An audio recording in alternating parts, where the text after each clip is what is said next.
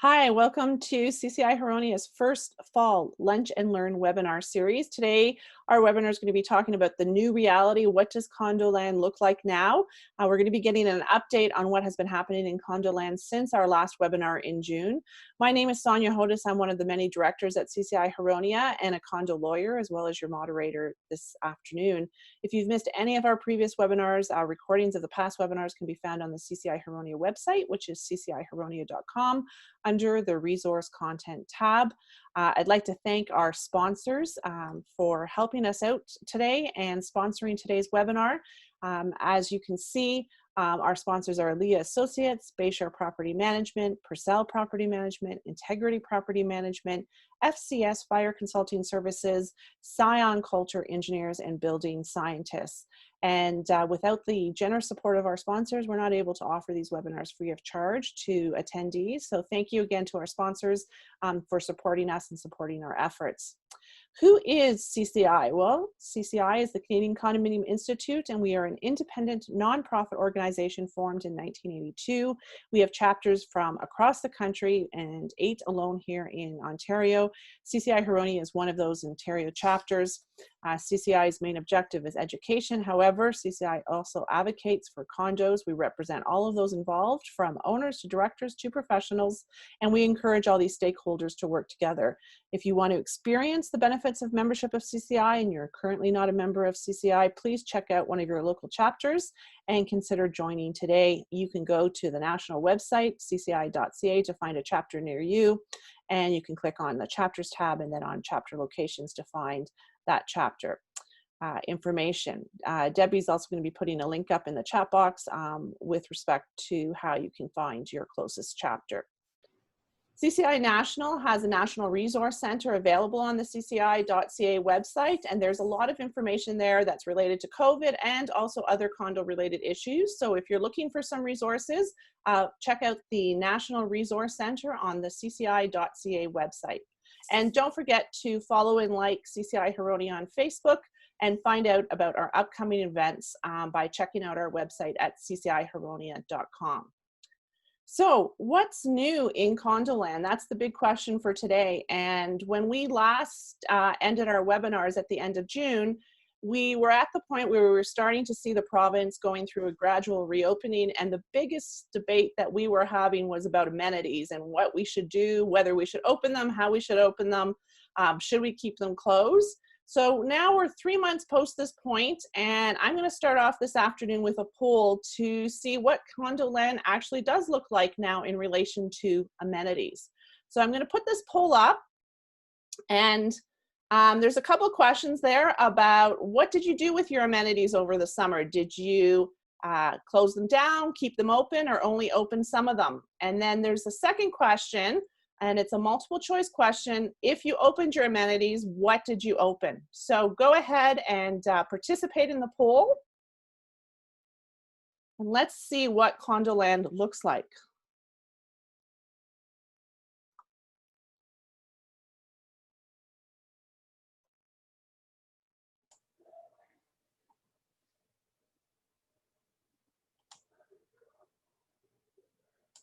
All right, we've got about 30% of people answering. We'll give everybody a couple more seconds.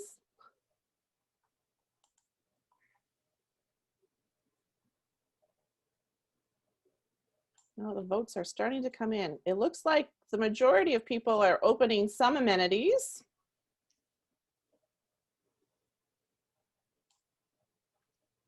Okay, I'm going to close the poll in 10 seconds. So get your answers in.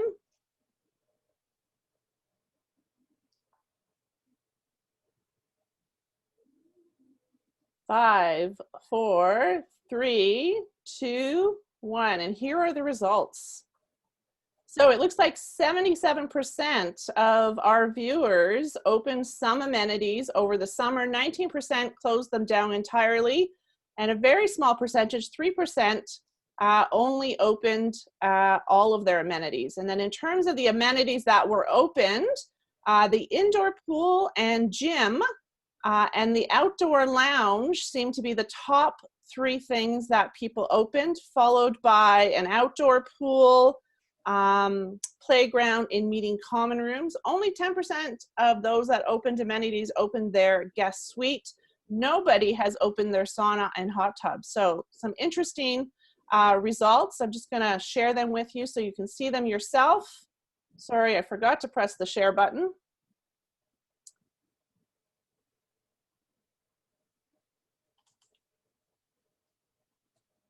So some very interesting results on what condo land actually looks like now.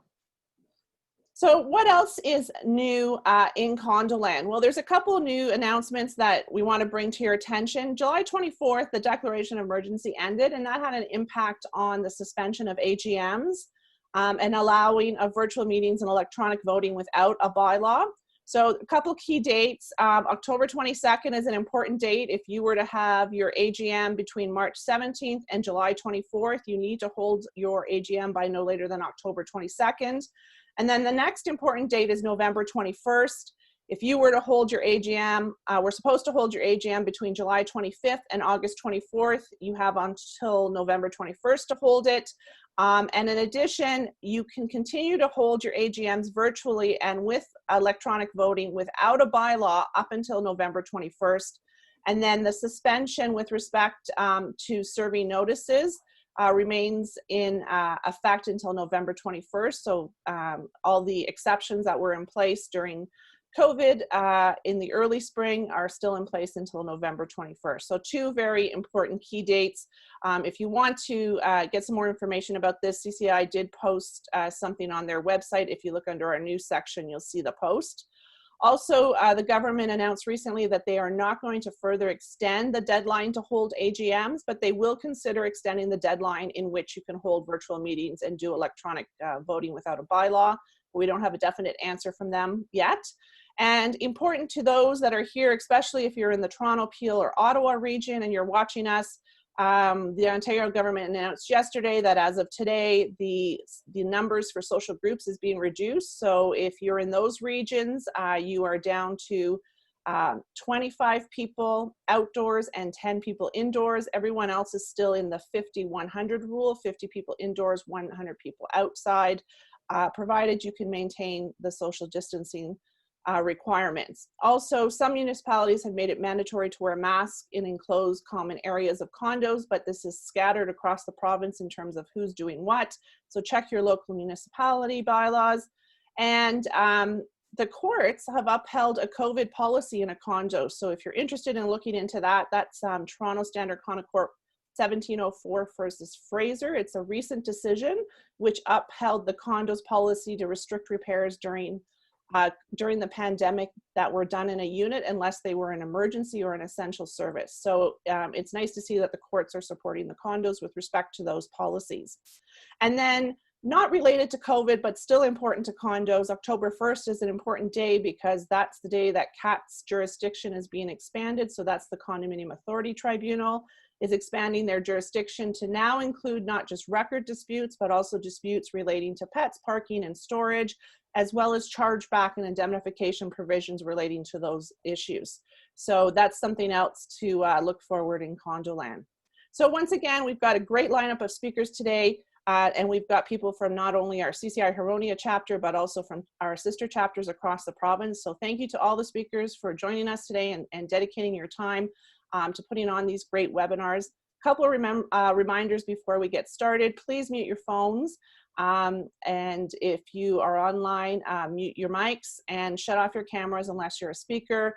The recording of the webinar will be available shortly, probably within the next couple of days, early next week. So if you'd like to view it again or share it with someone, it will be on our website in a couple of days.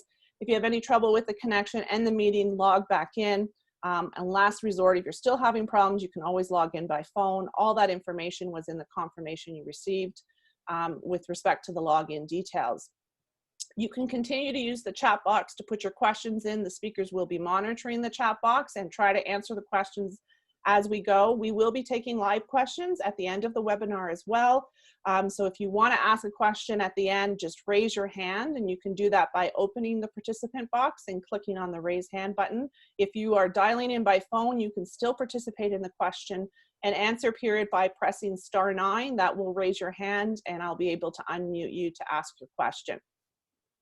And finally, our disclaimer that we make sure that everyone is aware when we put on these webinars is please don't forget to contact your professionals. The advice or the information you're being given today is not advice, professional advice, and it doesn't qualify for the type of advice that Section 37 of the Act gives you protection from in case you get an opinion about a specific fact situation from your professional. So if you're relying on Section 37, today's webinar is not going to protect you in that regard. Contact your professionals, get information about your specific fact situation because the advice will change depending on what the facts are.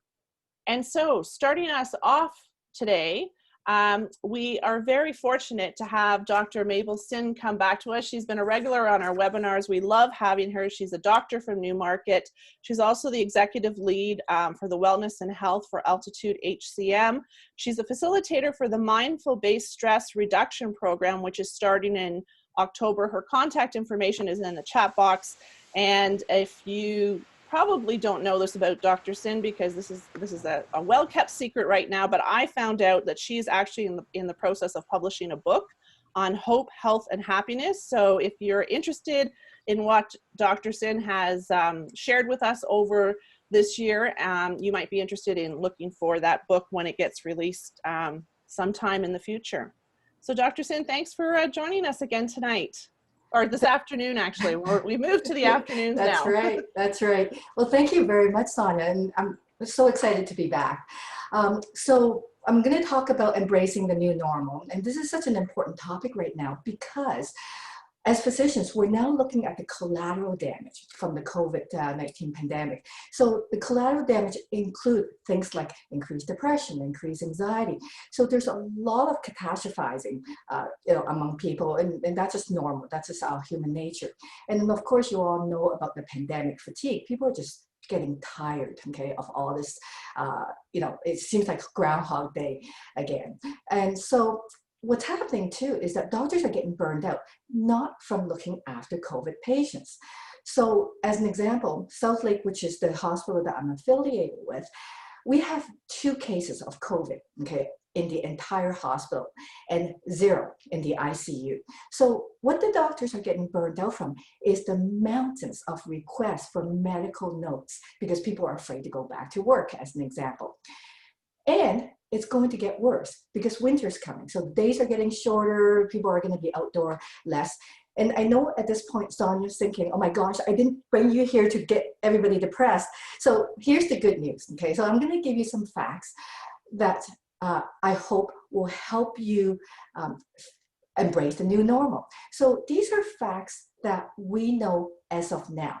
So a lot of people are accusing scientists of flip-flopping. They'll say one thing and then a few months later they'll say another thing. And the reason for that is not so much flip-flopping, but because science is evolving. Okay, science is more about probabilities. So as new evidence come, we have different recommendations. So the facts that I'm giving you right now are the facts as we know it right now. So first of all, the virus is not nearly as contagious as we thought it was. And as an example, you may hear some things about that, oh, it's spread by aerosol, and that's actually not true, okay? It is actually spread by droplet, and that has huge implications on how contagious it is. So for example, it is far less contagious than measles. It is far less contagious than chickenpox. So fact number 2, for people under the age of 60, the death rate for COVID-19 is no higher than the death rate for influenza. Fact number 3, children are not main vectors of spread. Okay, so children do not tend to spread COVID to adults. Now, by the way, I do have data to back up all the stuff that I'm saying. Okay, these are credible scientific data. But I'm just giving you the key facts right now, in the sake of time. Now, number 4, the virus is actually very weak. Okay, it's not a robust virus. It is killed easily by soap. So this is why we talk about the importance of hand washing. The other thing too is that we cannot pick it up from fomites. In other words, we cannot pick it up from surfaces. Okay, so all this crazy sterilizing and stuff, it's actually not that useful. And in fact, number 5, it is not nearly as lethal as we thought it was. So at the beginning, we see some stats coming out saying, oh, it's 20% death rate, and then there's 5% death rate. So right now, consistently across the developed countries, we're talking about 0.3% death rate. So what does that mean? That means 99.7% of the people will recover from it. Just for comparison, the flu is 0.1% death rate. So yes, it is still serious. It is still more deadly than the flu, but not nearly as deadly as we thought it was. So how do we embrace the new normal? I'm going to give you 4 things to practice and 4 things to seek. So first thing to practice is separate your emotions from your decisions. So we all hear about anecdotes about how, whether you read about it online or you hear of a friend of a friend of a friend who knows somebody who's 40 years old with no medical conditions and died from COVID. But keep in mind that these are anecdotes, okay? So don't, and they're tragic, okay? And they cause a lot of emotions in us. But keep in mind that these are anecdotes and do not allow these to rule your decisions. Number 2. Practice forgiveness. So there's a lot of bad behavior out there, and some of it is because some people are jerks, but a lot of it, keep in mind, is that the bad behavior sometimes comes from anxiety. So practice forgiveness. Number 3, practice kindness. So when you practice kindness, it is number 1, contagious, and it also decreases your own anxiety. It also decreases anxiety in other people. Number 4, practice gratitude. So be great. We have so many things to be grateful for. For example, I am very grateful that this virus is not nearly as lethal as we thought it was going to be. It is not nearly as contagious as we thought it was going to be. I'm grateful for all the people who are still working, keeping our economy going. So 4 things to seek. Number 1, seek living normally. You've heard the phrase, this is a marathon, it's not a sprint. This virus is going to be with us for a long, long time. The earlier you accept that, the quicker you accept that this is going to be with us, then the quicker you will experience mental well-being. Number 2, seek outdoors. So get outside. When we're outside, it is good for our mental health. It is good for our physical health. And better still, okay, go for a walk, go for a run. And if you can bring a friend with you that's in your social bubble, even better, okay, because then you get the social connection, you get the exercise, and you get the outdoors. So it completely boosts your charges, okay, all the goodness that comes from being outdoors. Number 3, knowledge is power. So seek knowledge, but only credible, reliable knowledge. So there are a lot of fake news out there. So make sure when you're seeking knowledge, make sure you know where the sources are coming from. And then number 4, if you are experiencing anxiety or depression, realizing that this is quite normal, and seek therapy. Now, I'm going to leave you with 2 final thoughts. Number 1, the COVID-19 is not the main threat to our survival. Our reactions are a far greater threat. Second thought, our parents or our grandparents have lived through the war, and that lasted 5 years. This pandemic will last way less than that.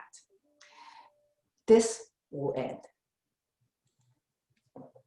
Thank you. And thanks for those encouraging words to try and get used to what this new normal is and actually embrace it, as opposed to always making it feel like it's a struggle every day. So thanks for those great tips, and thanks again for joining us, and we look forward to seeing your book when it comes out.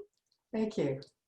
All right, so moving on to our next topic, which is budgets. And this topic came about when our board was planning for this session. An interesting fact came out about a certain group of condos that are resort condos who actually saved a tremendous amount of money because of COVID, because they didn't open their amenities. And we're talking like $80,000, $100,000. And so we started thinking about, well, what actually is happening with condos in terms of their budgets and how is it impacting? So today we have with us three very seasoned property managers, Tanya Halleck, Cassie Beacock, and Maria Fenora. And they're joining us today, and they're going to talk about budgets, and they're going to talk about it from the perspective of townhomes, high rises, and vacant land, common element condos, and how COVID and the last 6 months have impacted budgets that existed and how it's impacting the planning of budgets going forward. So Tanya, I'm going to throw it over to you to talk to us about how this is impacting condos that are high-rise condos. Tanya? Thanks, Sonia. Thanks for inviting me to the panel. Nice to see some familiar faces on my few panelists and in the audience too. So great to be back. I wanted to keep it short. I know we've got a lot of people, and just something that Dr. Mabel had mentioned about our reaction. So hopefully second wave doesn't lead to another TP shortage in the stores again, like we started the pandemic. Anyway, I wanted to give a quick list for people to consider for high-rise budgets of where we're seeing the most impact. So I'm going to give you the top 5 list. The first one is utilities. So depending on how your sub-metering system works, with more people being home, either working remotely or being displaced from work, we're seeing increases in both hydro and water consumption. So the costs are either going to the condominium directly or to the individual residents, depending on how your metering system works. So something to consider. Second is staff hours. So you might have extra cleaning costs, extra PPE supplies, extra security if more people are needed for either monitoring, for parcel management, for all kinds of monitoring needs, depending on how you answered the earlier poll results from Sonia. You may need extra bodies to manage and monitor those areas. More deliveries, which means more garbage. So that's a twofold budgetary impact with respect to if people are home, they might be bored, they're shopping online and packages are showing up at the building. If you have the luxury of having concierge, that's great, but you might not have the luxury of space that comes along with that. On the flip side of that is people are home doing renovations, which is again, more deliveries and more large item pickups. And that's some additional cost to consider. So you might consider having parcel storage, which different locker storage systems are available to monitor that, or the extra cost for large item pickup. So depending on what municipality you're in, there could be a cost there. 4, loss of rental income. If you were counting on revenue from guest suites, party rooms, other amenities, there's a lot of pressure to open these things up, and which means extra cleaning costs, extra scheduling, who's doing the reservations, the monitoring, the supervision, the additional resources. And number 5, and I'm speaking to some of the lawyers on the panel too, legal and compliance. So back to number 1, more people at home, more nuisance calls, more people being bothered by noises from renovations, people watching more Netflix, odors from everyone making the different sourdough breads and different kind of cooking experiments that they're doing from being at home. We're seeing an increase in legal fees from compliance, mediation costs, and neighborly squabbles. So something to consider also. The silver lining of all that, so that's the top 5. The silver lining is if you've managed to save some expenses during COVID, you've got a budget advantage to entering into your next budget. You might be going in there with a buffer, or maybe that'll hold you through to when we hit the second wave. So parting words, as Sonia mentioned, in some municipalities, we've clawed back. The gathering limits are back to 10 again. So better to overplan than be caught short-funded. And soap is cheaper than sanitizer. So keep washing your hands and stay safe, everyone. I'll turn it over to Casey. Thanks, Tanya. So Casey, from the townhome perspective, are you seeing anything different than what Tanya talked about? Perhaps just a couple of additions. No, a lot of them are similar as far as additional waste pickups and enforcement through legal compliance, etc. But from a parking standpoint as well, we're finding we probably have to be monitoring parking much more carefully, because typically people could deal with their individual parking spots or their 2 parking spots because they all work different shifts or they would be wherever, but now everyone is home at the same time, we're finding. So definitely having to up our parking enforcement is something we're seeing as well. And then as well, the other area we're seeing probably a jump in your budget is on the repairs and maintenance side, because once again, everyone's home. So potentially, you know, that window that was broken, the crank that had been broken for years and didn't bother them because they never opened it, now is an urgent matter that must be addressed today. So definitely we're seeing lots of increases in a number of budget items, but as Tanya said, it's important to be cash flow positive. So we really have to pay attention to that budget and plan accordingly, and potentially do a number of repairs all at once, as we all know in our jobs, so that we're not making multiple trips out with different vendors, etc. So. Casey, are you seeing any big impact in terms in the townhouse situation where people are doing renovations within their units, and that's having an impact in terms of cost for the condo? It can, mostly from the enforcement side though, because often those renovations should be approved to by the board prior to happening, and that isn't necessarily happening. And so sometimes we're having to see, were they in compliance? Are they up to building code? Did they do it the way that they should have, using qualified contractors, all of those kinds of things? And that information isn't always forthcoming, often because they aren't aware that that's what they're required to do. So yeah, it definitely, we are seeing that as well. Okay, thanks. So Maria, I'm going to pass it over to you, and you're going to give us the perspective from vacant land common element condos. And what are you seeing in that respect? Are you having a similar experience that Tanya and Casey talked about, or are these type of condos having something, a different experience in relation to COVID and how it impacts their budgets? Well, what we're seeing in our area with respect to common element or vacant land condos is not much of a change at all, actually, in the budgets, because many of them in this area, the common elements are very minimal. You would have, for example, a road, a fire hydrant, street lights, a storm pond, so a little bit of landscaping, snow plowing. So really not too many changes to the budget. If there is a common element or vacant land community where they do have amenities, like an outdoor pool, or say even a dock, or a playground, then definitely there could be some additional expenses. For example, signage. And for signage, it could be for any condo, probably even more in high-rise buildings where you're spending money instead of just emailing notices with respect to how COVID will affect the use of the amenities. You'll be preparing specific or more professional looking signs. So that might be an expense for any type of condo, but really going back to vacant land or common element, not too much of a change. And as a recent new owner in a common element condo here in Guelph, I can definitely see that really this whole pandemic is not affecting us at all. The one other thing I wanted to point out, and this might affect all types of condos, is property management companies might be looking at a separate line item expense in future contracts with respect to extra costs incurred due to a pandemic. We have just seen that there's been a significant amount of time spent, extra time spent on communication.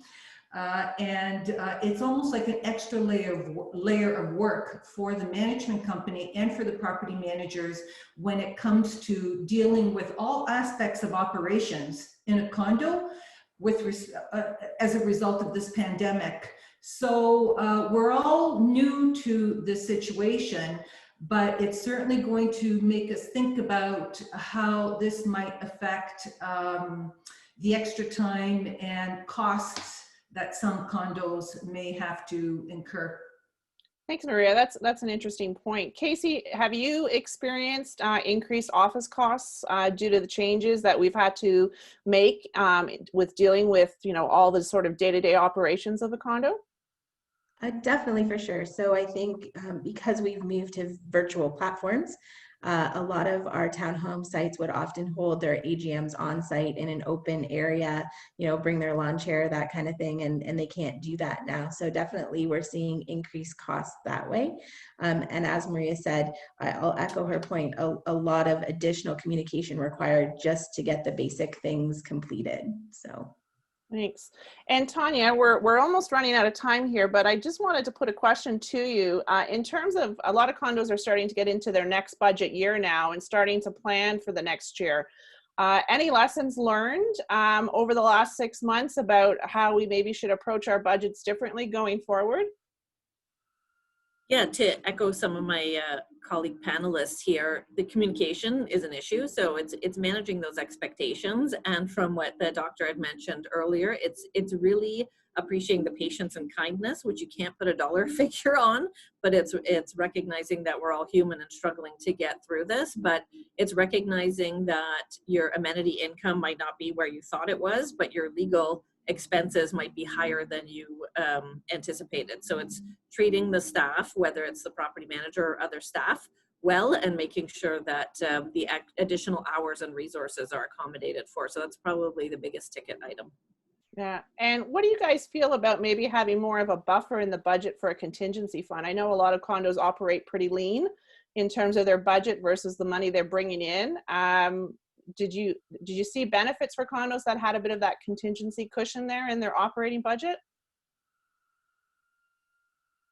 I'm not sure who you're asking, so I'll jump in. Jump in, Tanya. Any of you. Go ahead, Maria. Yeah, so with high-rise buildings, there usually is a little bit of a buffer and a contingency because there's so many fixed expenses in there. There's very little wiggle room that the board has left. So and you can never anticipate the bazillion things that may come up, especially in a high-rise. So to Casey's point earlier, some minor repair that might have been waited for years and years has now become burning urgency. So we're seeing a lot of the general R&M costs going up just because people are more mindful and seeing the same things, that it's becoming a frustration point.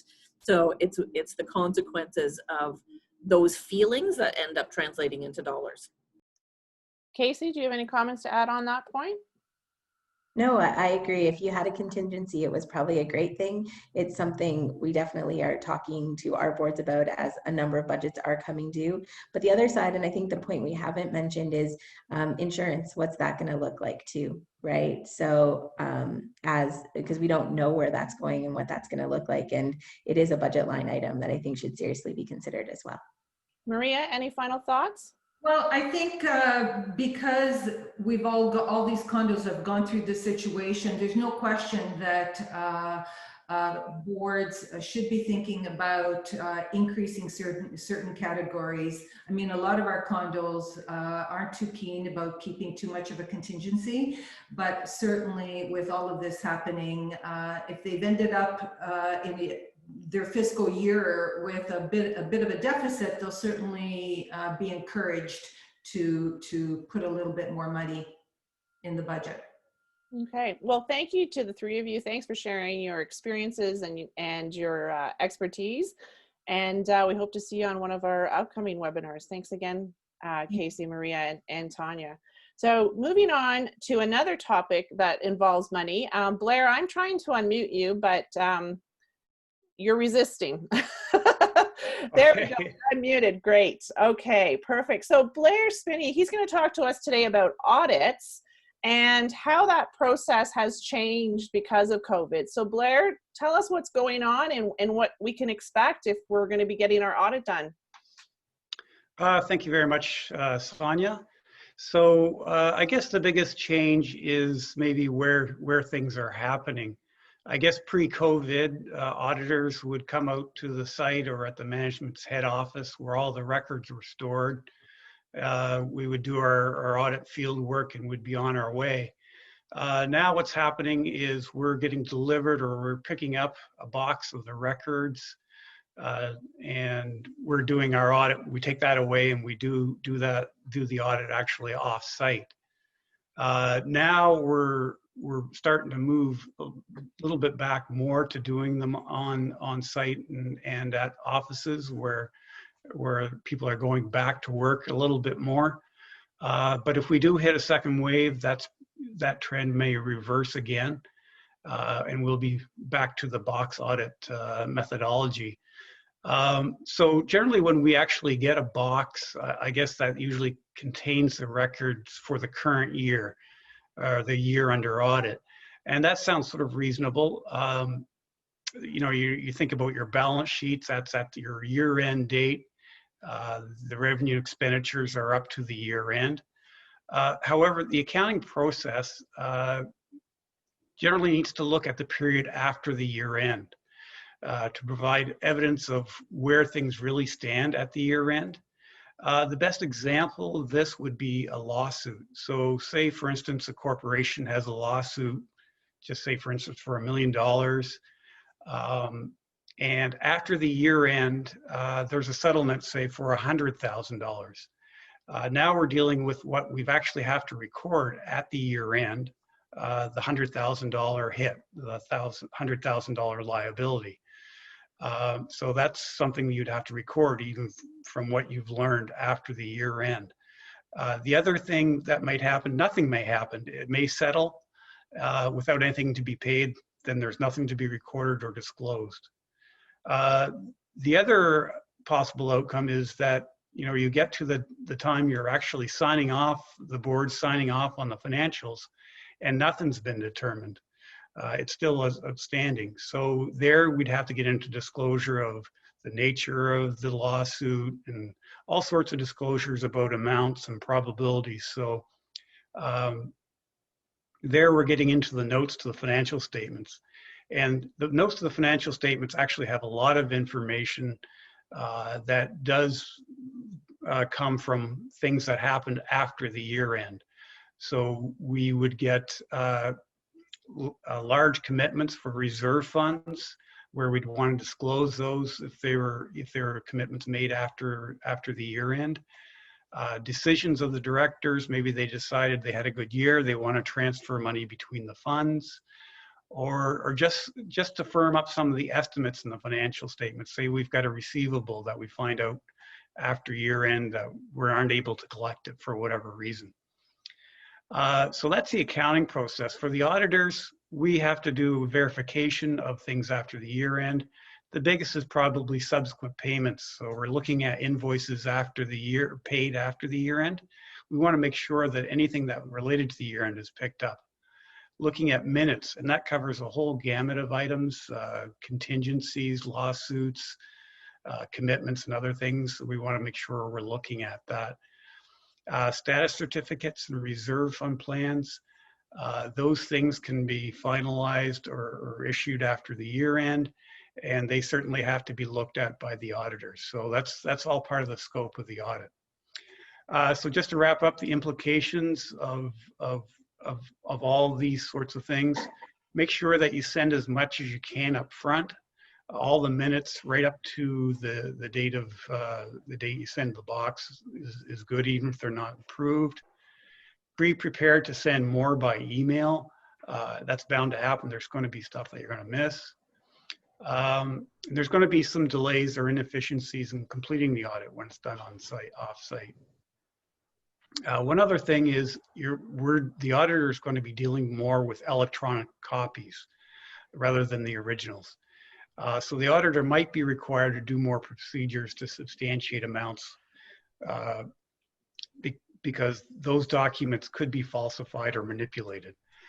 So that's going to depend on the risk as assessed by the auditor and maybe the delay or the time period it takes to get those documents from the management company. The positive thing about all of this is that maybe I'm hoping that everyone sort of more understands the scope of the audit, and that really it does cover the period right up to the time the financial statements are approved. Thanks, Blair. So it sounds like in terms of the process, there might be a need for a bit more pre-planning and discussion with your auditor in terms of exactly what is needed before you send the box out. And because you're not going to be in the office and just quickly be able to say, oh, can you get me this or can you get me that? There's going to have to be a bit more pre-planning. There's a question in the chat box that maybe you could take a look at, Blair, and answer while we move on to our next speaker. who is John Jeffs, one of our CCI Huronia board members. And he's going to talk about capital asset management. So John, we talked about budgets and we focused a lot on the operating costs, but from the capital asset management, which is the next biggest item for condos, what are we seeing over these last 6 months in terms of managing those capital assets? Thank you, Sonia. It's great to be back and glad to see so many familiar faces and names in the webinar. I'm going to try and do my very best Mabel Sin impersonation and give you a list of things, so have your pens ready. Capital asset management in condos is reserve matters, reserve fund matters. And we all thought going into the pandemic that basically everything would shut down. And we found that actually not everything shut down, that pretty much interior stuff shut down and exterior stuff went ahead. And that was good. Many boards were tempted to hold off authorizing work to proceed, and yet after they sat down and talked about it and primarily emailed about it, they realized that probably better to go ahead with some of the things. Understandably, I mean, reserve contributions are 30 to 50% of every budget, and they, you know, are very, very disruptive things when they do go on, and they cost a lot of money. So, you know, boards are really cognizant of the fact that they're making a big decision when they come to those decisions, and for the most part, they're doing a great job doing it. And a big shout out to property managers. I mean, you guys are working day and night doing stuff that's incredibly hard, and then somebody makes you an essential service during a pandemic and you have to work twice as hard. So thank you for all the work you've done getting these things through. The projects that did proceed, you know, contractors were really quick to come up with their own responses to the pandemic to make sure that they weren't super spreaders or spreaders of any kind. They did a great job reducing crew sizes, making sure they all knew about physical distancing and hand washing and staggered shifts and things like that. Those contractors were at the, you know, leading edge of the curve, and they kept the curve as low as possible by doing work primarily on the exterior. So paving, balcony, roof work, we saw a lot of that proceed over the last 6 months. But of course, the condo boards, you know, they're a very difficult place. And, you know, you can't understate how difficult it is to not be able to meet face to face to try and make these big decisions while balancing things like public health requirements, individual owner concerns, professional advice, all in this turbulent, fearful, anxious environment that just seemed to come upon us in a matter of a few heartbeats. The most successful boards when it came to capital asset projects or reserve fund projects, they adapted and overcame by considering various key points. And most of these were motivated by trying to save or lessen or reduce or shave or however you want to call your minimizing the impact on costs. And so those key points, so pens ready, the first one, remember that contributing less to reserve now means that you're going to have to contribute more later. And later always comes sooner than we think, and those people involved in the later decision aren't going to be happy with you for having contributed less previously. So make sure you make that decision very consciously and very carefully. Second point, deferring work means that small expensive fix now will just be a much bigger, much more expensive fix later. These things don't get better with time, they'd get worse. And to a lesser extent, anytime you have lower balances, whether those lower balances are a result of contributing less or spending more, that means you don't have an opportunity to earn interest. Not that there's a lot of opportunity in condo land to earn interest, but at least there is some. And even that little bit does help moderate future common expense fee increases. So that leads to the question, you've got all the caveats there about why you should give serious thought to not deferring a capital asset plan project. But if you absolutely must defer it, if it's an interior one that you're concerned about having, you know, too many people in the building and possibly increasing the risk unnecessarily for transmission, well then take these things in mind. And so there's 6 points. The first one is safety. Safe buildings, they mitigate fire, smoke, falls, slips, and water penetration. You have to do this. You have to have your buildings safe. You cannot defer these matters. You might be able to get away with a temporary, less expensive fix that'll help you with some of them. Like it might be possible to, you know, cover over a window that's leaking with clear plastic and have that last a couple of months while you decide how you're going to replace that window. But these are temporary mitigation type things that really aren't adding to the safety of the building. So safe buildings, again, I can't stress it enough. You have to mitigate fire, smoke, falls, slips, and water. So if the project is related to safety, do not defer that. The second point is reliability. John, I'm gonna have to jump in here because we're running out of time, and I'm gonna get you to put your last top 5 in the top box. Absolutely. Okay, thanks a lot, John, and thanks for those insights. And Dr. Sin has created a trend where we're coming up with these top 10 lists all the time. So John's going to put his last top 5 things to consider in the chat box, and we're going to move on to Ryan Griffiths, who's with CWB Financial. Ryan's a member of our CCI Huronia Board of Directors. He's the guy who talks about finance all the time. And so Ryan, the big question I think that a lot of condos had to face during this last couple months are, do we defer projects or do we proceed? And so what have you been experiencing, especially on the financial side? Yeah. Thanks, Sonia. And I'm going to talk a bit about, similar to John, some of these are reoccurring themes, but there's kind of 3 buckets I'll talk about. The first is, safety considerations. Can we proceed safely? Can we adhere to those social distancing guidelines? We're seeing condos, they're getting creative. If you're doing a window project and people need to be en suite, they're booking a party room. They're having a safe space where unit owners can go. So can you proceed safely if you decide to go forward with a project? Different communities are having much different levels of comfort with the same project. On the flip side, if you're going to defer that project and push it out, take a real good assessment of what those risks are. Are you having active leaks? Or is that going to produce mold? Is there insurance implications? What's the further damage? So, you really have to look from a safety perspective and balance out what's right for your community. The next is financial considerations. So boards today are looking at the actual cost of doing the project now versus the cost of either phasing it in over a number of years or the cost of deferring that work to future years. So some are tendering the work and getting different timelines. So they're saying, well, what price do we get if we ask the contractor if we're going to do the work next year? What price are we going to get if we ask the contractor to do the work over 3 or 4 years? And I think you really need to work with an engineering partner in particular to size up what the actual cost of those options look like. You may have a tendered cost to do something, but if you decide to phase that, what are the actual costs going to be of mobilization to do it over a number of years? If we decide to defer it into the future, what does the real construction inflation look like? How much is this project actually going to go up year over year if we decide to defer it? So we're finding that construction inflation is quite high, cost of mobilization and phasing is quite high. So many corporations are considering, do I borrow the money and spread that cost out over a period of time? And how does that compare to actually doing the work? And often it's cheaper, but that's not going to be the end all and be all. Other corporations are doing a special assessment. They're deciding that the work still needs to get done. The other thing I'm going to say is, if you decide to defer the work and you're going to do it in 4 years, you have to save to get it done in 4 years.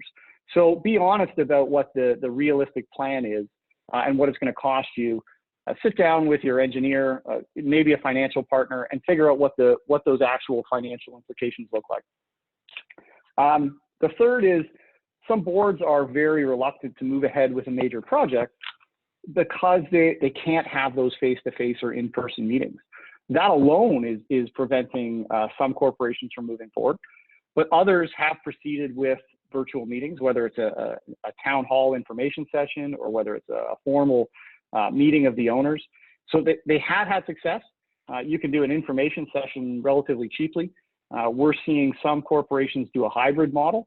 They're having a few people in a party room that can't get comfortable online, and the remaining owners are doing it online. We're seeing hybrid models where we're having multiple meetings back to back to back, and they're using a sign-in sheet and a pre-registration to control the number of owners at the table. So there are options. What's right for one community isn't right for another. But those are some of the considerations for doing the work now or deferring it in the future. Thanks, Ryan. Those are some great insights. And I guess, like you said, every community is different, and you've got to find what works for your community. So besides the financing of the projects, it seems like we're running into some issues with supply chain. And so Mina, tell us what's happening on that front and how is that impacting condos in terms of their capital asset management? Yes, thank you, Sonia. Supply chain issues are a bit of a mixed bag right now, we're finding. At the beginning of the pandemic, there was a concern that the supply chain might have been affected. The first couple of months of the pandemic, we weren't really seeing that. And as time has passed, it looks like there are a few cracks that are starting to show in the supply chain. I say a mixed bag because it seems that some sectors are more suffering more than others, and within those sectors, there are some companies that are experiencing setbacks more than others as well. A good example of a sector that's having issues is the lumber industry. Anyone that tried to build a deck over the summer using 2x8 pressure treated wood has probably seen that there are issues with the supply of 2x8s. You can't find them anywhere. The concrete industries, particularly the precast concrete industry, there are some issues there as well in terms of backlog. It seems that projects that were slated to begin in the summertime were set back due to the COVID pandemic. A lot of the facilities that were producing precast concrete were shut down or were on reduced hours or reduced labor. And so that's starting to catch up with us now.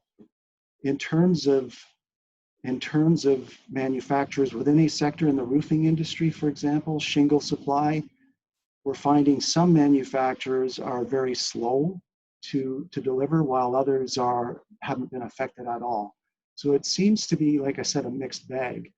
We're also seeing some delays at the border with products that are coming in from the US, and that's affecting projects as well in terms of delivery times.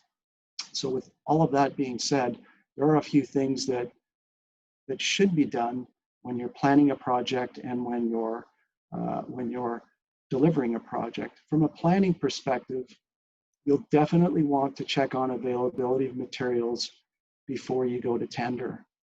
Talk to the manufacturers, talk to the vendors, see what the delivery times are for materials and whether or not they're available. You don't want to be specifying materials that are not going to be available when needed and delay the project. The other thing that you can do during construction as a contractor is to ensure that you're ordering your materials a long time in advance of when they'll be needed. In the past, we were working on a just-in-time type of system where materials were delivered to the job site or ordered and expected to be delivered to the job site when needed. And now there's potential for delays. And so planning ahead and receiving materials in advance will help minimize some of those risks. That's about it, Sonia. That's about all that I can say about the supply chain for now. Things, we'll keep a close eye on it. Thank you very much. Thanks. So I guess lumber is the new toilet paper. It appears so, yes. Pressure treated lumber. Pressure treated lumber is the new toilet paper. I'll make sure I'll stock up next time I go to Costco. So you can't talk about projects without talking about the legal aspect of it. And so we've got Patricia Alia with us today, who is a long-time CCI Huronia board member, longtime supporter of today's webinar. So Patricia, can you talk to us about what's different in contracts now that we've experienced COVID for 6 months? What are we looking at in the contract side of things? Well, thanks, Sonia. It's good to see everybody back here, and thanks to everybody for participating. Well, first, nothing has really changed materially in contracts. However, certain contractual elements, thanks to the pandemic, have shone a light on and left us with questions, and we need clarity on certain things. Frustration of contract, duty to mitigate, force majeure, and some other fun things that have come up. I did want to highlight, though, that there is a new case out there that upholds as well policies and protocols around COVID, which you mentioned earlier. And it's very important that people review that case to understand the implementation of good frameworks and consistent implementation. But I detract. Frustration of a contract, it really occurs without the fault of either party when there's a change in circumstances, making it impossible to fulfill the contract, or transforms the performance into something radically different than what was undertaken. Now, this can be a guessing game. It is driven by a statute here in Ontario called the Frustrated Contracts Act, but the best solution here is to actually draft reasonable expectations around this issue to define what frustration will mean. Because frustration, when it does occur and has been proven, will actually waive the obligation to go forward and the contract will be terminated. And there are exceptions, because if there are intervening events that were actually done or implemented by one of the parties, frustration may not be a defense to a breach of a contract. Then we have the duty to mitigate. A party who relies on a breach of contract must take reasonable measures to mitigate the loss, including loss of profit resulting from the breach. If a party fails to take such measures, the party in breach may claim a reduction in damages. So that's the way these two elements work. You may have damages, but the counter would be, what have you done to reduce your losses? And this is practical in the condominium world, where you sense there is a breach or a contract is not going to go forward. And let's say there is no force majeure clause. You're going to say you're in breach, and the other side, the condo, is going to say, well, it now takes steps to mitigate the loss because we're terminating the contract. And that will mean not hiring labor, not mobilizing equipment, and taking steps that actually reduce the cost. Now, there will be usually an entitlement to profit, but again, it's about carefully wording those sections in the contract, setting the expectations clearly. And of course, then there's force majeure. Have a meaningful force majeure provision that correctly identifies the event as to when force majeure will be deemed to have occurred. Then the time within which service must be rendered, and what happens if force majeure carries beyond the extended period. Force majeure is not just a concept that is interpreted through common law. It has to actually exist in the contract for there to be this ability to manage an issue where a project has been delayed. Something else that's really come up that's very important are stronger indemnities. Indemnity should never wipe the other one out, and I'm against the gross negligence standard. It's very hard to prove. It's almost impossible to prove. So go with a lower standard, and I always say, remember that the condo, who's the client, is always right. So we shouldn't be actually contributing or paying for any negligent behavior on behalf of our suppliers. And the final piece that I do think is very important is those COVID-19 protocols must be integrated by reference into the contracts. And that's the standard to which the supplier should be performing. It shouldn't be the supplier standards, it should be the corporation standards. And there should be consistent compliance. Why? Because one of the elements in TSCC 1070 and Fraser was the fact that the court actually found that the corporation over the last 4 months had actually been consistent in its compliance. The policy, and this is a quote from the court, the policy was well within the range of reasonable responses to the global pandemic. The Court of Appeal stated in Dvorak, the threshold for overturning board's rules reasonably made in the interest of unit owners is a high one. So we see Dvorak being upheld yet again. So in terms of keeping this short and to the point, because I know we're running out of time, everything works together. Please draft very clearly and use your solicitors to help you get those contracts that are effective. Thanks. Thanks, Patricia. And I guess the lesson to be learned over the last 6 months is this is a really good time to start looking at those contracts again, making sure all those provisions are in there, not relying on old precedents, and just thinking that things are going to be as normal. There's some very important clauses that you mentioned that we need to get into those contracts to protect condos in these types of situations where they're entering into service agreements with other people. So thanks, Patricia, for highlighting those. All right, so moving on, sort of in the line of policies, what Patricia was talking about, we're going to move to Murray Johnson, who's been on our webinar before. Everyone knows Murray Johnson. He's your condo connection. We all love him, and he's going to talk to us today about COVID protocols in condos and what people are doing and what they should be doing. So Murray, take it away. Thanks, Sonia. It was interesting at the beginning, the poll showing that 77% of the participants today have opened some or all of the amenities. I just want to take a little while to talk about, it was real easy to close the amenities. Opening the amenities is much more difficult. And I'm hoping that those that have opened some of them have done it the right way.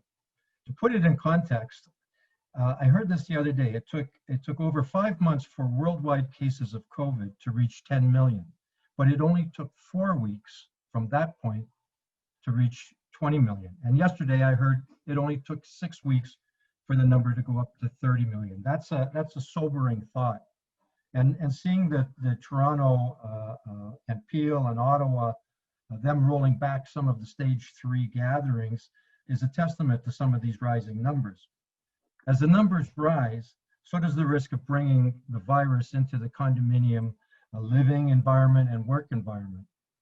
I even have some boards asking me about in-person board meetings, in-person AGMs. They want the management office opened. They want the amenities opened as well, and they're getting a lot of pressure from their residents. But here's a twist for you. And when you're thinking about the protocols and policies, you have to remember this. The common elements in a condominium is also a workplace. And as a workplace, the occupational health and safety legislation kicks in. And there's a requirement as an employer and as the owner of a workplace, if those are two different people, to be jointly responsible for ensuring that the workplace is safe and that the workers are kept safe.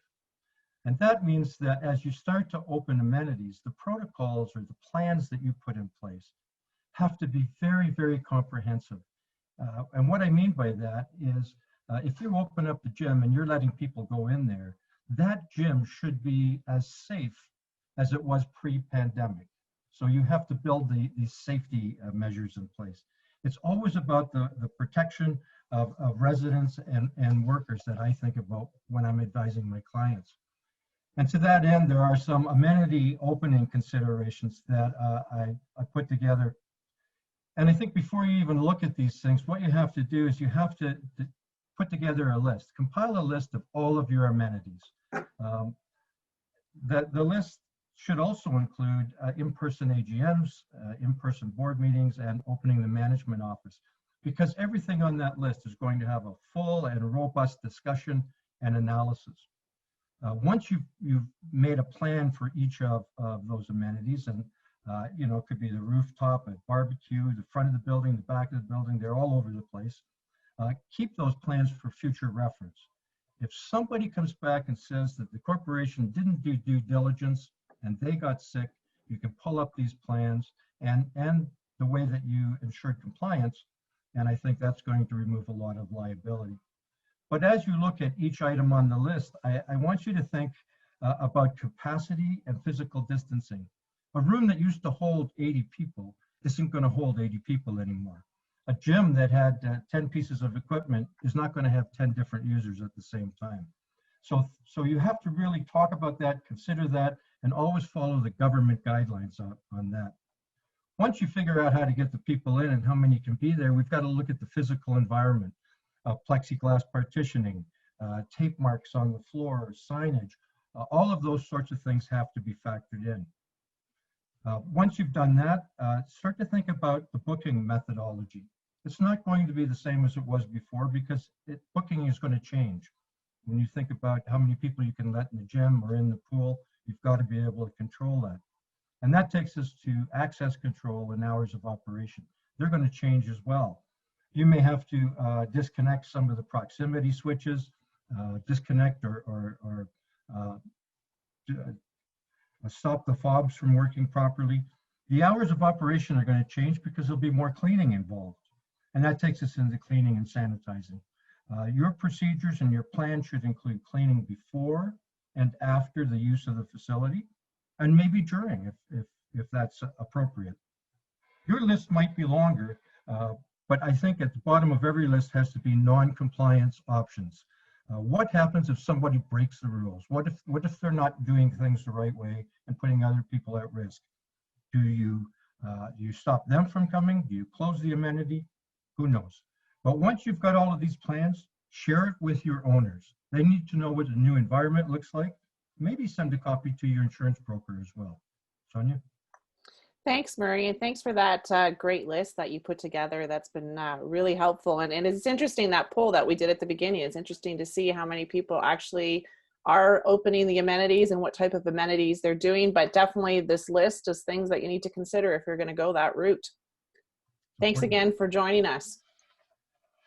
All right, so our next speaker is Michelle Farley, and she's going to talk to us about fire code update. She's our resident fire code expert, and she's going to give us some insights in terms of what's been happening over the summer in terms of fire code issues and what the fire departments are doing and what do we need to be thinking about. Michelle?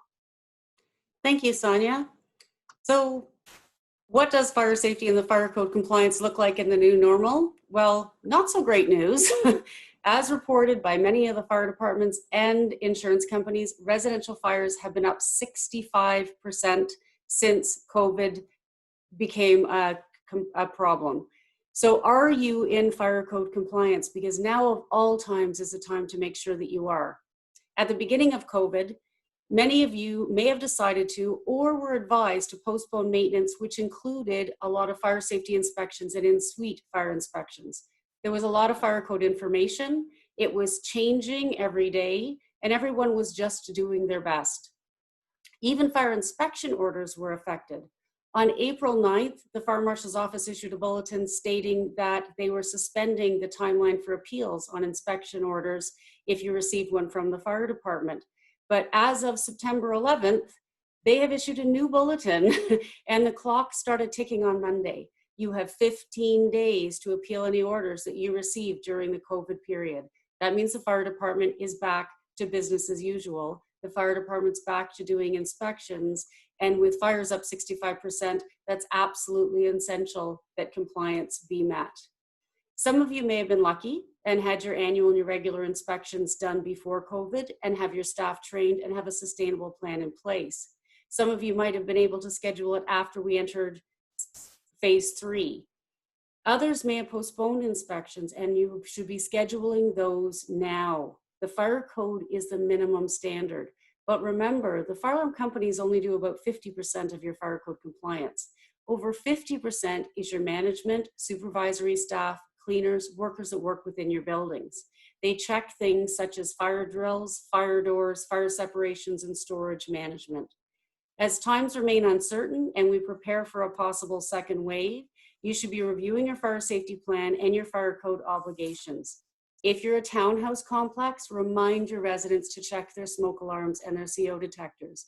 If you have common systems, all life safety system testing should be completed as scheduled, and staff records should be checked. We're even preparing virtual training, so if that staff member is unavailable, the next staff member can step in and help with those things that other people may not know how to do.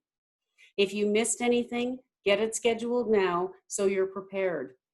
Now is the time to complete a fire safety assessment, identify any gaps in your compliance, and prepare for the next 6 months.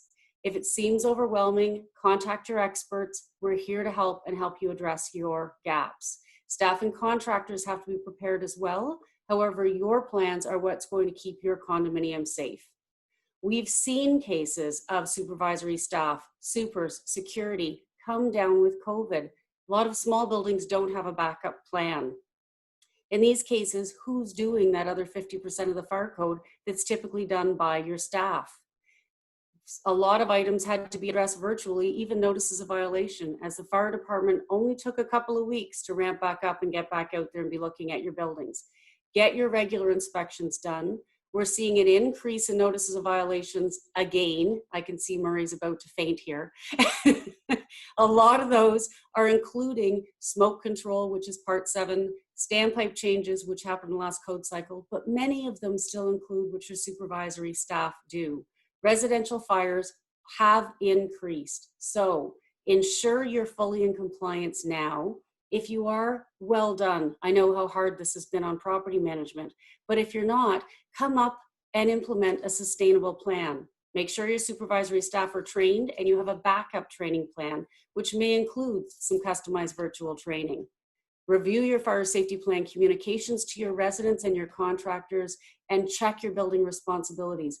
Reduce your risks. I'm hearing more about fire from insurance companies now than I ever have in the past.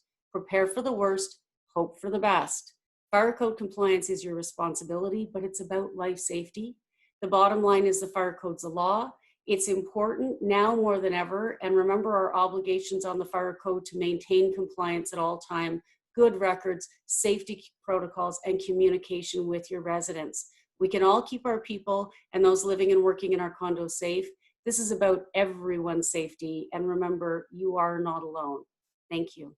Thanks, Michelle. And although COVID slowed down the economy and has kept people apart from each other in terms of socializing, it hasn't slowed down fire. And obviously, fire code compliance hasn't been slowed down either. So great points and good things for us to remember. We do have to keep our community safe, and making sure we're fire code compliant and keeping our inspections up is definitely one way to do it. So thanks, Michelle, for giving us that update.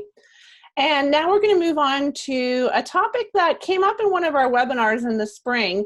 And we've got Philip Burton. I hope I got that right, Philip, in terms of pronunciation. He's a principal engineer at Scion Culture, who's one of our sponsors today as well.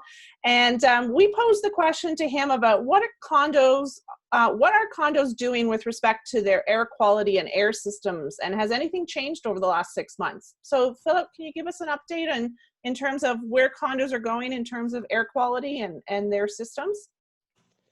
Yes, thanks very much, Sonia. I'm going to refer back to Dr. Zinn's comments that this is a moving target.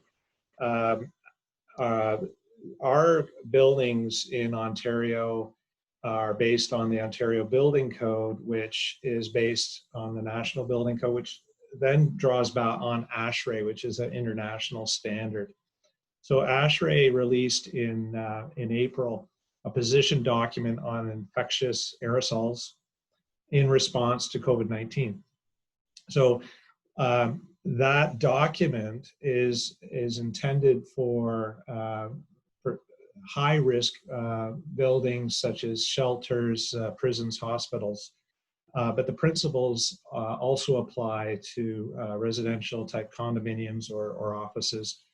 The issue, though, is how is this particular virus spread? Because it depends on the size of the particle that the virus will attach to.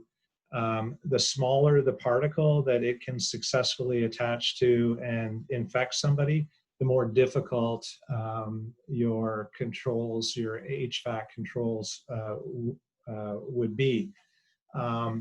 So what we know right now is that relative humidity, the virus prefers to be outside the 40 to 60% relative humidity range. So, you know, we mentioned pools and saunas. You're certainly outside of that 40 to 60% relative humidity. Now we have gone through the summer. We're heading into the winter, drier air, and we'll drop below the 40% relative humidity. So if anything, our air inside buildings will likely become more infectious. But really the real risks in a building are obviously where concentration of people is greatest, or where there's a known person who is infected. And so now we're talking about people's own suites. So if I'm in a corridor, if I'm in a waiting area or a lobby area, we look at the more fresh air, 100% fresh air, the better. That's within property management's control. Talk with your maintenance staff. You can, if you have what's called a heat wheel, that might be something that you'd want to turn off because that involves recirculation of air and at a very high humidity. So that's something that you might want to look at. Demand controlled ventilation, we're suggesting that that basically means if you don't have a lot of CO2 in the room, they're assuming the room is not occupied and they shut down your ventilation. That system maybe should be bypassed through this COVID period. So we're suggesting, in other words, keep your systems running. A lot of people are looking at saving energy by shutting down their makeup air to corridors and common places in the low occupancy hours. That's something that you can look at. As far as equipment changes, I'm trying to address things that people can do at a low cost, immediate. The people are in the condominiums looking at increasing the quality of their filters. You should talk to your engineer, or if you have a good quality contractor, to make sure that the units can handle those higher efficiency filters, because they will reduce the flow rate and they'll put more stress on your equipment. So you just want to make sure you're still working within the operating range, safe operating range of the equipment. The more extreme measures, perhaps some people are looking at using UV, there was some question about how effective is UV. It turns out it is effective, and there are recommendations, again, in the higher risk areas that UV will kill. They're suggesting places, high density places, such shelters, waiting rooms, prisons. I'm not sure that the condos would fall within that category, but if you want to take extra precautions, these devices could go in ducts. They can go above ceilings where you have return air, and they can go into your HVAC units if there's a space for them. So as far as the question about filtration versus more fresh air, the general rule of thumb is better filtration is actually more effective than more fresh air. So when looking at that from a cost and effectiveness standpoint, the filtration approach is more effective than increasing your fresh air. So I put that through pretty quickly, realizing it was a 5-minute exercise. Maybe if I've not hit the point, Sonia, you can ask me a question and I can sort of hit those points. Yeah, Phil, we're going to have a question and answer period at the end. So if anybody has some specific questions for Phil, be sure to raise your hand and we can direct them to Phil before we wrap up today's webinar. Okay. Thanks, Phil, for joining us. I might add one more thing, and that's corridor pressurization. If you're concerned about your corridors, you can manage that through your air balancing, but I can tell you that air balancing is a spring-fall thing. You air balance in the spring, it'll take you through the summer, but once you hit the winter, it's likely that your air balancing won't work through the winter. So that's a spring-fall exercise. Thanks for explaining that to us. Phil, I do see some questions in the chat box, so you're free to go in there and maybe answer some of those questions while we move on to our last speaker for today, which is Debbie Dale. And CCI is a great team. We always work great together, and Debbie has come in on the last moment to fill in for Jeff, who was going to talk about electronic meetings, but something came up as it always does in property management world. So Debbie, our CCI Huronia president, can you give us an update in terms of what experience you're seeing with respect to electronic meetings? Are we doing them with boards? Are we doing them with owners? What's happening? Yeah, thanks very much, Sonia, and happy to step in at the last second. Our new reality is sitting down together over the internet to meet, chat, problem solve, and work collaboratively, efficiently, and really very effectively. We've had to learn how to meet online, make use of the benefits of that, and for many of us, it has the feel of jumping into the deep end of the pool for the first time. We've had to become reliant on our innate ability to cope, change, and adjust to circumstances around us. We've expanded our property management work environments virtually, and really now we can work the kitchen table, home office, cottage, and beyond. Zoom and other virtual meeting platforms offer many bells and whistles.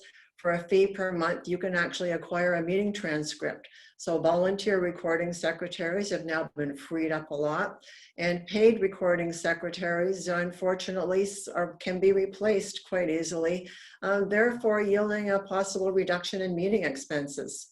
As an aside to that, humans tend to mostly behave quite well on camera.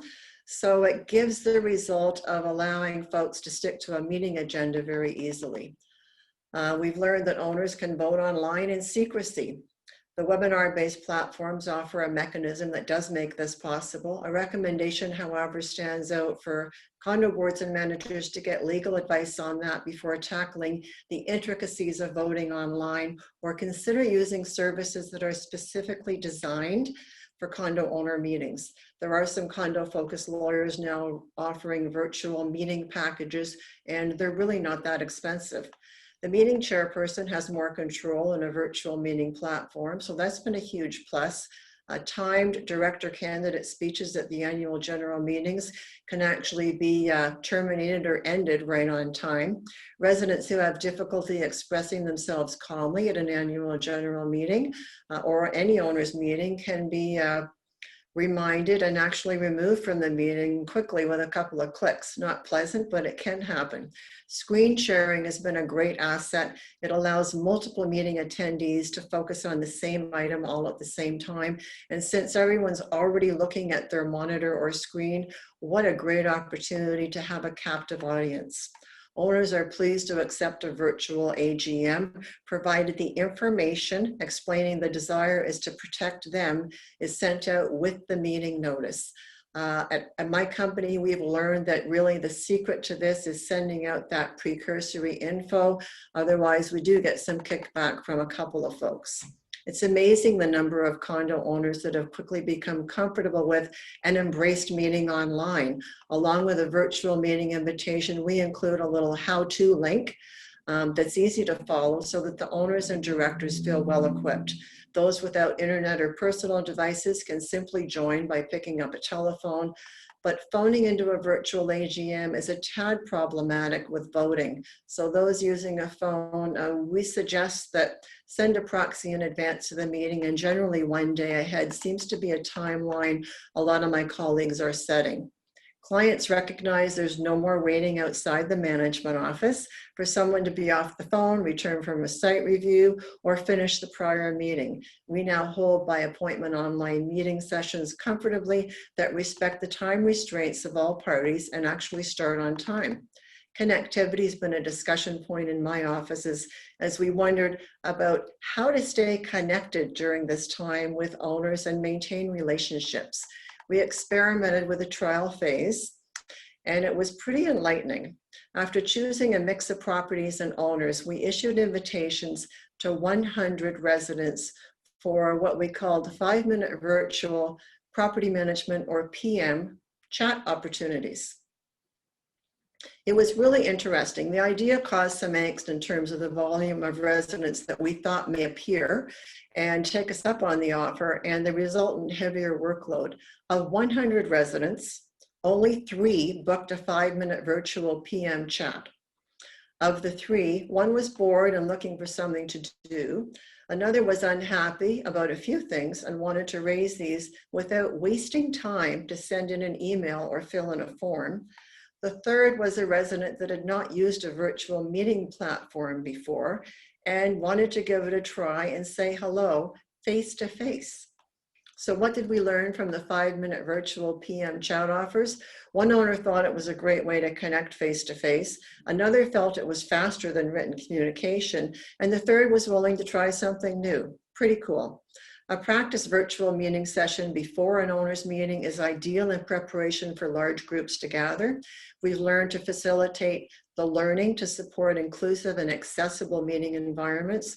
We do encounter some low bandwidth glitches here and there, and it does take a while to learn to host these online meetings flawlessly, but we're all learning together, and human kindness is definitely showing through.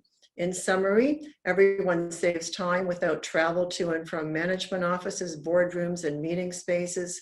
With travel eliminated, directors can donate more time to the condominium corporation, and managers have more time to manage instead of driving or sitting in traffic. Really, from the property management side of COVID-19, we've learned to appreciate the win-win from electronic meetings. And in closing, be kind, be grateful, and stay well. Thanks, Sonia. Thanks, Debbie. And my own experience with the meetings, I find that people are reluctant to try it, but once they try it, they actually do love it. So you just have to get over that hurdle of actually trying it and not be afraid to try something new. I love them. I hope this is the way it's going to go for the near and distant future. So that wraps up our speakers for today. Before we close up, I do have a question. I'm going to unmute you, Jane, and just let me know who your question is for, and then you can ask your question.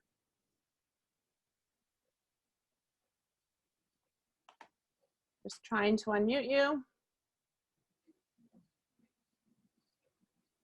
Can you hear me? Yeah, go ahead. Who's your question Okay. for, Jane? Hi, my question is for Philip, and it has to do with sort of air quality and air exchange. We've had our ventilation systems examined, and they're all operating to spec, but we're concerned whether there's a need to go beyond spec, and we're considering things like supplementing with some of those standalone air filtration systems. Is that something that you would recommend, or is it overdoing it?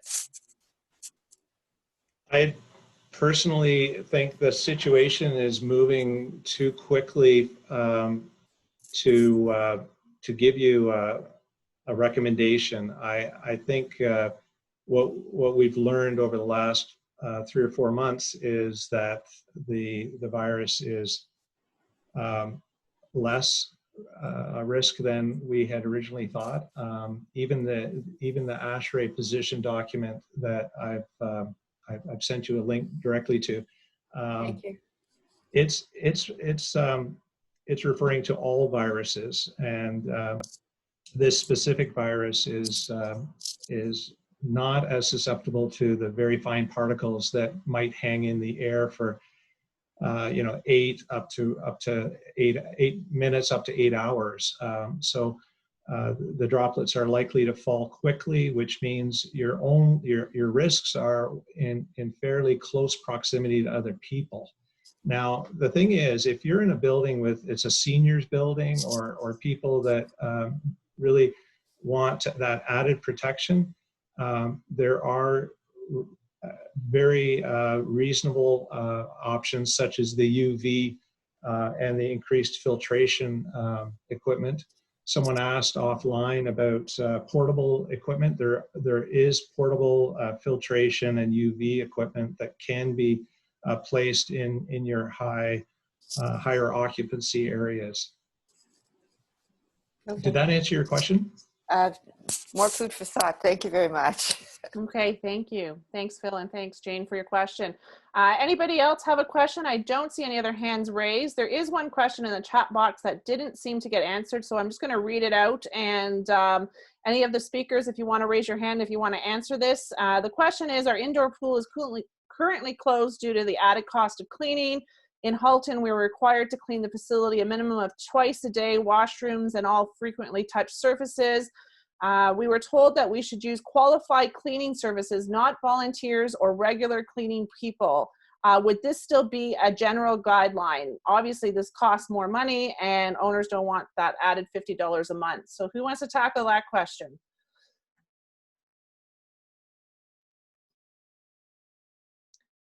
Oh, you're going to make me pick someone. Murray, you're the lucky one. You talked about amenities. What do you think? It's always about safety of the residents and safety of the workers going in there. Personally, I think it's way too premature to start opening any amenities. But if you have to, you've got to sit down. You've got to work through those plans.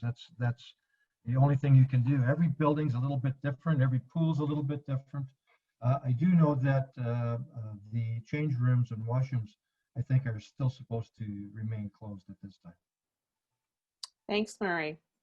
All right, well, I don't see any hands. Oh, Patricia, did you want to jump in there? Yeah, I just wanted to add to what Murray said in the context of also attributing liability back to a qualified service provider, as opposed to risking your volunteers' health or well-being or not getting it right. I think they're professionals just for a reason as well. So, you know, I think it would be better for the community if it was done by a professional organization. Thanks, Patricia. All right, well, we're now at 1:30, and that brings us to the end of this webinar. Thank you everyone for joining us today. Thank you for our speakers, and thanks again for all that insight that you've been able to share with our members. Also, I can't forget to thank our sponsors, Aaliyah Associates, Bayshore Property Management, Purcell Property Management, Integrity Property Management, FCS Fire Consulting Services, and Scion Coulter Engineers and Building Scientists. Thank you so much for your support. We really appreciate it. And as I said at the beginning, we wouldn't be able to put on these types of webinars and offer them for free without the support of our sponsors. This has been an interesting ride the last few months, and we thank all of you for joining CCI as we try to provide relevant and practical information to help guide you through these times. If you found this webinar informative and helpful, please make sure you join us for our Fall Lunch and Learn series. Our next webinar is on October 16th, and we're going to be talking about virtual meetings. November 20th is insurance, and December 11th is maintenance and repair. All of these webinars go from 12 to 1:30. You can go to our website, ccihuronia.com, and register online. As I said at the beginning, a recording of today's webinar will be posted on the CCI Huronia website, hopefully by early next week. Don't forget to join us on Facebook. If you want to be added to our email list, send an email to admin@ccihuronia.com and ask to be added. We'd be more than happy to do so. And if you're not a member of CCI, consider joining one of your local chapters. And speaking about our local chapters, here's some upcoming events across the province. CCI Grand River is hosting their virtual conference and trade show November 20th and 21st. December 8th, they will be holding an Ask the Expert event. CCI Toronto is hosting a webinar on September 22nd from 12 to 1:30 on townhouses, the whole 9 yards. You can go to their website at ccitoronto.org. I forgot to mention the website for Grand River. That's cci-grc.ca. Go there to register for their event. CCI Golden Horseshoe has started their 8-part director's course, but they still have various sessions available. And if you missed the first sessions, you can still watch the recordings and join the remaining live sessions. Their next condo talk is on October 20th, so go to their website, cci-ghc.ca, for information about their upcoming events and how to register. CCI Northwestern Ontario up in Thunder Bay is having a seminar on nuisance in condos on October 7th from 4 to 6 p.m. I'm going to be presenting that webinar, so I hope to see you there. You can register on the CCI Northwestern Ontario website, which is cci-nwontario.ca. CCI Eastern Ontario, our friends in Ottawa, they are hosting a condo living 3 sides to every story webinar on September 16th from 5 to 6 p.m. You can go to their website, cci-easternontario.ca. They're having their annual general meeting and seminar on October 21st, and they are starting their 4-part director's course on November 5th for 4 nights from 5 to 7 p.m. This will be a virtual director's course. And don't forget that CCI National will be hosting another national webinar on October 22nd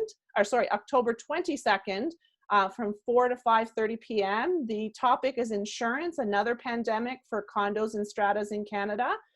So be sure to join us for that national webinar. You can register on the national website, cci.ca. So thank you once again to all of our sponsors. Thank you to all of you for attending. And we hope to see you at our upcoming events. And for now, my name is Sonia Hodis, and from the entire CCI family to yours, have a great weekend. We hope to see you next month. And don't forget that CCI is your condo connection. Take care, everyone.